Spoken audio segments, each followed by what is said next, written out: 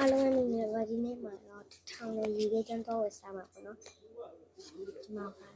ဥပစံနဲ့စုထားပါစအဲ့ဆိုလိုက်ကြည့်ကြပါဦးဆုံးရှိရဒ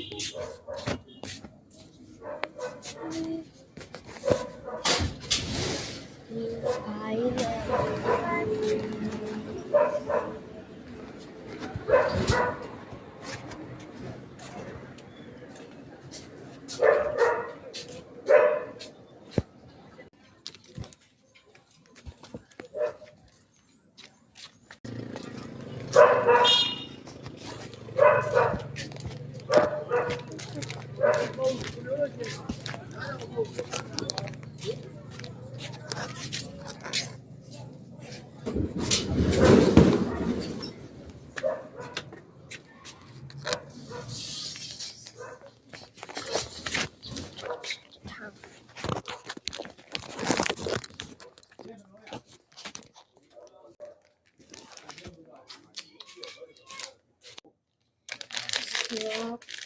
ဒီကိလာကောင်းမှမနဲ့မစားတော့ဘူး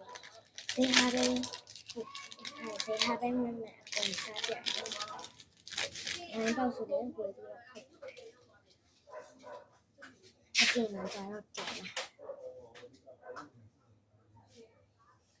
ဒီတော့မှတင်ရဆိုဖလက်ကလည်းကိုပြောင်းသွားတယ်။30မှာစိုက်က